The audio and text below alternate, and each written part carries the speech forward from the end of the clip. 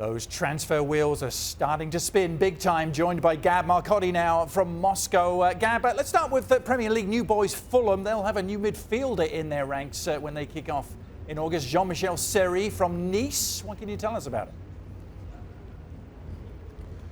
Well, you're talking about a central midfielder who not that long ago was linked to Arsenal, to Juventus, to Barcelona. I think he does have very good agents. But I think a lot of clubs were reluctant simply because of his size, because of a perceived lack of physicality. And so I think in that sense, though, he remains a very good player. And I think if the price is right and if the terms are right, then it's a solid deal for Fulham. Now, Barcelona, Gab, have themselves a new central defender. They've stayed in Spain to get him. He's a French defender, though, Clement Lenglet. What do you know about him? Well, obviously, Lenglet was at Sevilla last year, where he was, I think, head and shoulders, in my opinion anyway, their best defender. Had some monster performances. I think especially, if I'm not mistaken, against Manchester United. I think he is that extra depth that they need. Obviously, Gerard Piqué not getting any younger, and you can see how they're going to look to work him into the rotation because, again, for me last year, he was definitely one of the top 3 or 4 center backs in La Liga. Staying with Barcelona, Gab, they seem to have entered the Eden Hazard stakes. Are they the front runners for Hazard? I don't think they are. Look, the Hazard situation is, I wouldn't expect much to happen because obviously Eden Hazard is right here in Russia, at least for the next few days. My understanding is his agent has promised Chelsea a clear shot at extending his deal. I think he's going to want to wait and see what he makes of the new manager, Maurizio Sarri.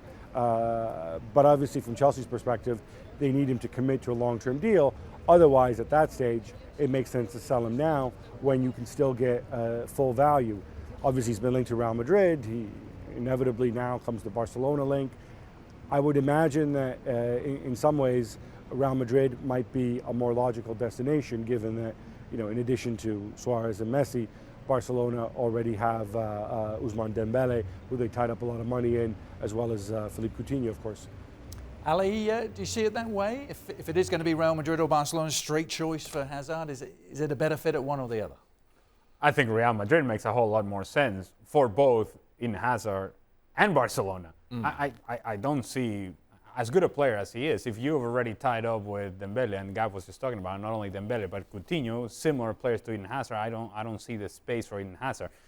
If I were Hazard, I would be far more interested in the Real Madrid situation because it's a team that is searching for that type of player, a creative player that then can provide service for perhaps either Lewandowski or Harry Kane or whoever they choose to go as a center forward.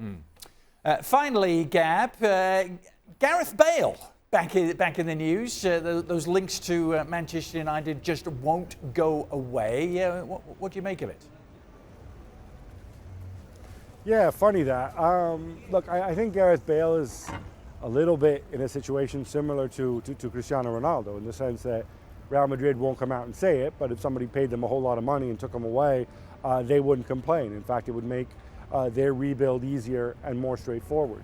I think the sale of Ronaldo means that even more than before, they've got plenty of funds to go and strengthen the team based around what Lopetegui wants them to do. But obviously having Bale around is something that, I'm not saying it gets in the way, but it does limit you a little bit in the scope of what you're going to do because obviously if fit, he's going to play. As far as United are concerned, I don't know. They've had so many chances to sign him. They've never really shown that level of interest. I don't know what could possibly have changed Jose Mourinho's mind over the past 6 weeks or so.